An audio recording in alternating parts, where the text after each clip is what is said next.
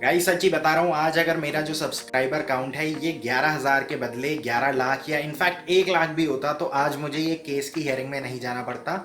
आज एटलीस्ट एक इंक्वायरी हो रही होती बिल्डर के खिलाफ।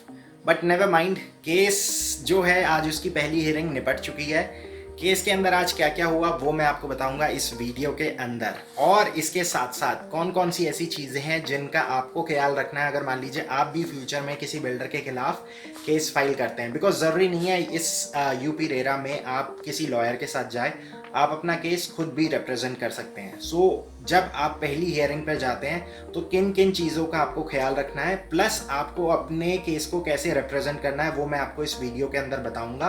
बिकॉज आपको पहली हियरिंग में अपने केस को रिप्रेजेंट करने के लिए सिर्फ 2 से 5 मिनट का टाइम मिलता है। पूरी हियरिंग मतलब एक केस के लिए 15 मिनट एलोकेट होते हैं। सो स्टार्टिंग के 2 या 3 मिनट के अंदर आपको जो पूरा केस है वो समझाना होता है। सो आप उस केस को कैसे रिप्रेजेंट करेंगे वो मैं आपको आज इस वीडियो के अंदर बताऊंगा।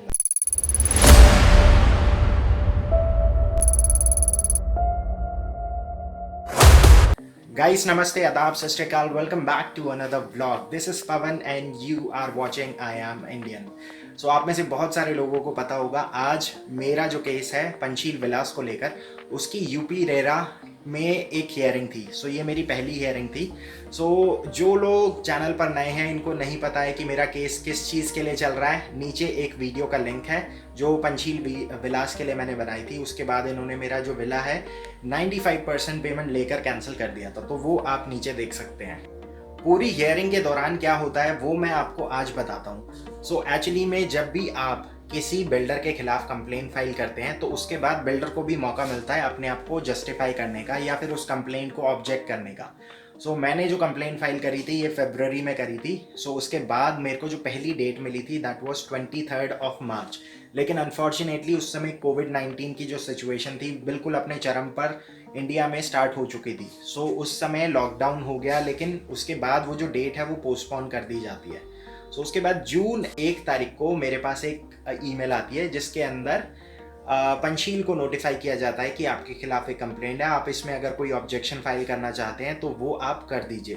पंचशील 8 तारीख तक उसमें कोई ऑब्जेक्शन फाइल नहीं करता है। 15 तारीख को वो ऑब्जेक्शन फाइल करता है जिसके खिलाफ मैं रिजॉइंडर फाइल करता हूँ in order to dismiss their entire case, because वो ऑलरेडी अपनी डेडलाइन मिस कर चुके थे। सो आज यहीं से केस की शुरुआत होती है।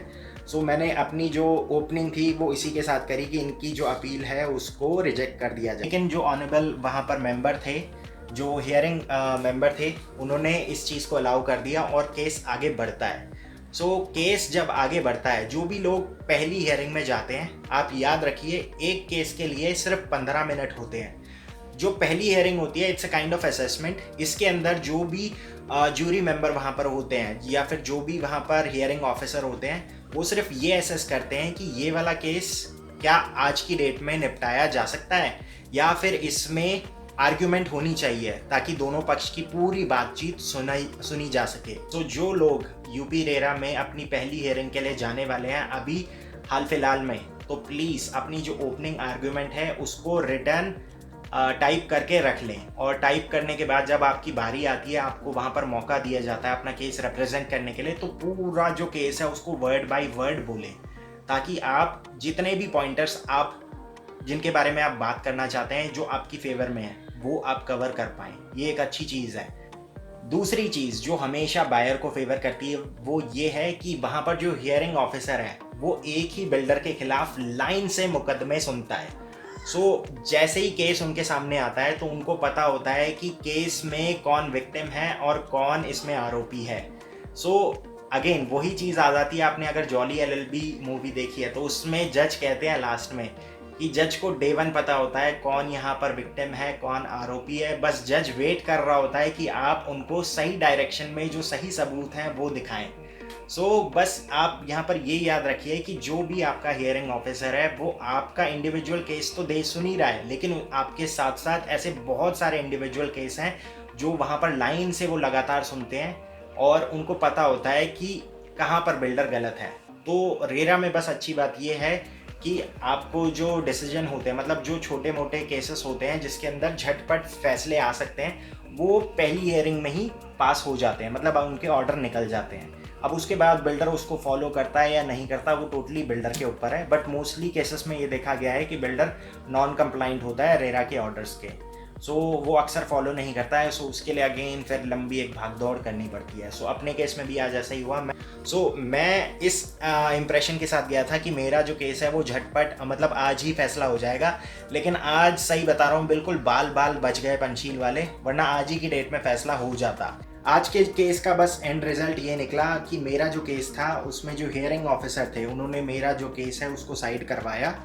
उसमें जो उनके एसोसिएट थे उनको बोला इस केस को एग्जामिन कीजिए और इसको बाद में दोबारा मेरे पास रिप्रेजेंट कीजिए। अब देखते हैं इसमें अगली जो डेट है वो कब की मिलती है, बिकॉज अब इस केस में मुझे लगता है सिर्फ आर्ग्यूमेंट्स ही होंगे, दोनों पक्ष अपना रखेंगे, लेकिन मुझे पता है इसमें जीत अपनी होने वाली है। बिकॉज आज के केस में मैंने देख लिया उनका जो ओपोनेंट का जो एडवोकेट था, she was totally defenceless. Defend करती भी तो किस चीज़ पे करती, ना वो जस्टिफाई कर पा रही थी कि कैंसिल क्यों करा, ना वो जस्टिफाई कर पा रही थी कि रेरा में डेट्स क्यों गलत हैं, ना वो जस्टिफाई कर पा रही थी कि सैंक्शन लेटर जिसका वो हवाला देकर कह रहे थे अपनी रिटर्न कंप्लेंट में कि that they are in compliance. But अगर सैंक्शन लेटर की ही अगर बात करते तो उसमें पॉइंट नंबर 2 कहता है वैलिडिटी के बारे में। सो वैलिडिटी है इनके सैंक्शन लेटर की 5 साल। अब इशूइंग डेट थी नवंबर 2014, लेकिन उस सैंक्शन लेटर की डेट से ऑलमोस्ट 10 महीने पहले तक ही ऑलरेडी 85% पैसा ले चुके थे। सो पूरे प्रोग्रेस की जो फ़ोटोज़ हैं वो मैं अपने जो केस का रिजॉइंडर लगाया था उसके अंदर मैं ऑलरेडी लगा चुका हूँ, वीडियोस मेरे पास पड़ी हैं। तो अब मुझे समझ नहीं आ रहा ये डिफेंड किस चीज़ को करेंगे। उसी सैंक्शन लेटर में पॉइंट नंबर 17 और 18 कहते हैं कि कंस्ट्रक्शन स्टार्ट करने से पहले आपके पास नेसेसरी अप्रूवल्स होने चाहिए अलग अलग डिपार्टमेंट से। सो अगर आप इस ड्यूरेशन में कंस्ट्रक्शन स्टार्ट कर देते हैं then that is totally null and void. So यहाँ पर एक सवालिया चिन्ह उठता है ग्रेटर नोएडा अथॉरिटी के ऊपर कि उन्होंने किस बेसिस पर ये सैंक्शन लेटर इशू कर दिया without checking the actual facts on the project site. जिस सैंक्शन लेटर की मैं बात कर रहा हूँ ये एक ऐसा सैंक्शन लेटर है, इसको ना मैंने कोई RTI करके मंगवाया है, ये एक ऐसी इन्फॉर्मेशन है जो आज की डेट में नेट पर फ्रीली अवेलेबल है। अगर आप यूपी रेरा से किसी भी प्रोजेक्ट का नंबर डालेंगे तो वहाँ पर आपको उसका पूरा चिट्ठा दिख जाता है। आप बस शो मोर पे क्लिक कीजिए, उसके अंदर आपको सैंक्शन लेटर भी मिल जाएगा, आर्किटेक्ट का नक्शा भी मिल जाएगा, बिल्डर ने अगर कोई लोन ले रखा है तो उसका भी ब्यौरा वहाँ पर मिल जाएगा, पूरी बैलेंस शीट मतलब कितना फंड एलोकेटेड है प्रोजेक्ट के लिए और कितना यूज़ हो चुका है वो भी दिख जाएगा, प्लस आर्किटेक्ट का एक कंस्ट्रक्शन अपडेट का सर्टिफिकेट भी वहाँ पर आपको मिल जाएगा। और सबसे इम्पॉर्टेंट चीज़ बिल्डर बायर एग्रीमेंट की एक सैम्पल टेम्पलेट कॉपी वहाँ पर मिल जाती है। सो जो लोग फ्यूचर में किसी प्रोजेक्ट में बुकिंग करवाना चाहते हैं तो बुकिंग करवाने से पहले हमेशा इस टर्म्स एंड कंडीशंस मतलब जो बिल्डर बायर एग्रीमेंट है इसको डाउनलोड करके पूरा पढ़ लें और चेक करें क्या बिल्डर जो क्लेम कर रहा है कि वो रेरा रजिस्टर्ड है बट क्या वो रेरा कंप्लाइंट भी है या नहीं है। आज बेशक रेरा आ चुका है लेकिन आज की डेट में भी बहुत सारे ऐसे बिल्डर हैं जो इस चीज़ का फ़ायदा उठाते हैं बिकॉज उन्हें पता है 10% या 15% ऑलरेडी बुकिंग अमाउंट आ चुका है। तो अब ये कहाँ जाएगा तो कुछ देकर ही जाएगा। टू बी ऑनेस्ट मैंने आज तक किसी भी डीलर को जो यहाँ पर आज की डेट में यूट्यूब अपने चैनल्स चला रहे हैं या फिर बहुत सारे ऐसे यूट्यूबर जो स्टार्ट तो उन्होंने चैनल यूट्यूब की वीडियोस के लिए करा था लेकिन इवेंचुअली वो ट्रांसफॉर्म हो गए डीलर में, तो उनमें से किसी ने भी ये इन्फॉर्मेशन आज तक शेयर नहीं करी। तो just download that copy, go through each and every terms and condition before making any kind of booking और any kind of down payment. आप उस टर्म्स एंड कंडीशंस को क्लियरली अच्छे से पढ़ लीजिए, नोट कर लीजिए कौन कौन से ऐसे पॉइंट हैं जो सिर्फ बिल्डर को फेवर कर रहे हैं, और अगर आपको लगता है कोई ऐसा पॉइंट है जो आपको उसमें ऐड करवाना चाहिए तो वो आप ऐड करवाइए at the time of booking, और उसी दिन पेमेंट करने से पहले अपना जो बिल्डर बायर एग्रीमेंट है उसको साइन करवा लीजिए। बिकॉज अक्सर होता क्या है कि आप बुकिंग अमाउंट दे जाते हैं और उसके बाद कंपनी वाले आपको बोलते हैं कि आज डायरेक्टर नहीं है, आज ये नहीं है, आज साइनिंग अथॉरिटी नहीं है, तो आप कल या परसों आकर चीज़ें ले जाना। सच्ची बता रहा हूँ गाइस, जो वर्बल कॉन्वर्जेशन होती है इनकी कोर्ट में कोई मान्यता नहीं होती है, बिकॉज ये बाद में आपको जो चीज़ें बचाती हैं वो सिर्फ कागज़ होते हैं, कागज़ ही आपको बचाते हैं, कागज़ ही आपको डुबाते हैं। मैं इस बिल्डर बायर एग्रीमेंट वाले जो चीज़ है इसके ऊपर एक तीसरी वीडियो बनाऊंगा। मैं ऑलरेडी 2 वीडियोस बना चुका हूँ इस टॉपिक के ऊपर, आप अपना घर कैसे खरीदे, लोकेशन कैसे सिलेक्ट करें। इसका तीसरा पार्ट आना था बट अनफॉर्चुनेटली उससे पहले ही लॉकडाउन आ गया। और तीसरा पार्ट सच्ची मैं बता रहा हूँ, मैं बना भी चुका था, लेकिन आज की डेट में मैंने उसको पोस्ट नहीं करा बिकॉज पूरा जो समीकरण है वो बदल चुका है आज की डेट में। बिकॉज जो वीडियो मैंने बनाई थी थर्ड पार्ट, जिसका आप बहुत दिनों से वेट कर रहे हैं, वो मैं बना चुका था। लेकिन उसमें क्या था कि जो टर्म्स एंड कंडीशंस थी वो अब मैच नहीं करती आज के सिनारियो में। बिकॉज वो वाली जो मार्केट थी दैट वाज सेलर्स मार्केट, आज की जो मार्केट है ये बायर्स मार्केट है। सो इसमें बहुत सारे चेंजेस करने हैं और सही बता रहा हूँ, मुझे अभी टाइम नहीं मिल रहा है इन सारे चेंजेस को करने के लिए।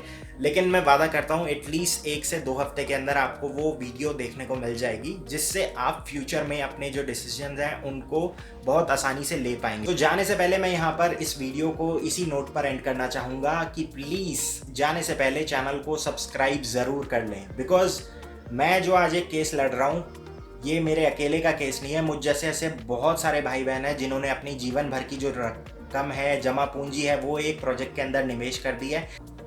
देखिए, हम लोगों की जो ताकत है वो सिर्फ एकता में है। अगर हम यूनिटी में एक साथ चलेंगे, एक साथ आगे बढ़ेंगे, तो मजाल है किसी बिल्डर की वो ऐसे किसी बायर के पैसे गबन करके बैठ जाए। आप बस यहाँ पर ये देख लीजिए कि हमारे पास सिर्फ एक एकता है जिसके भरोसे हम आगे बढ़ सकते हैं। बिकॉज अगर आप किसी भी बिल्डर की बात करेंगे, उनके पास एक पूरी लीगल टीम होती है। और इसके साथ साथ अगर मान लीजिए एक बिल्डर है जिसने 20 लाख रुपए में प्रोजेक्ट एक घर है उसको बुक करा था, लेकिन आज की डेट में अगर रिफंड अमाउंट इंटरेस्ट के साथ अगर मिलाकर 35 लाख रुपए बनता है, तो बिल्डर आपको 35 लाख रुपए देने के बजाय 5 लाख रुपए लॉयर को देगा और वो कोशिश करेगा कि आपका जो केस है उसको लंबे से लंबे टाइम तक खींचा जा सके। बिकॉज बहुत सारे बायर्स ऐसे होते हैं जो ईएमआई भी दे रहे होते हैं, बच्चों की फीस भी दे रहे होते हैं, रेंट भी दे रहे होते हैं। तो इन सारी चीज़ों में लीगल फीस के अंदर आकर कहीं ना कहीं वो बायर दब जाता है। और यही कारण होता है कि बहुत सारे जो बायर्स हैं वो अपना मतलब थक हार के जो भी वैल्यू उनको मिल रही होती है, मतलब सरेंडर वैल्यू जो मिल रही होती है, वो ले लेते हैं। बिकॉज बहुत सारे बायर्स ऐसे सक्षम नहीं होते हैं कि वो इस लीगल लड़ाई को लंबे टाइम तक लड़ सकें। सो यहाँ पर एकता ही हमारी ताकत है। सो जाने से पहले मैं फिर से आपसे रिक्वेस्ट करूँगा, सब्सक्राइब कीजिए। बिकॉज अगर ये सब्सक्राइबर काउंट ज़्यादा होता तो आज हमें इन केस में नहीं फंसना पड़ता। जो हमारी पार्टीज़ हैं, लीगल पार्टीज़ के नेता, ये इन बिल्डर्स के खिलाफ और इन अधिकारियों के खिलाफ कार्रवाई कर रहे होते। सो आज के लिए बस इतना ही। केस में आगे जो भी प्रोग्रेस होगी वो मैं आपको बताता रहूँगा। मैं आपसे मिलता हूँ कल। So till then take care and good bye.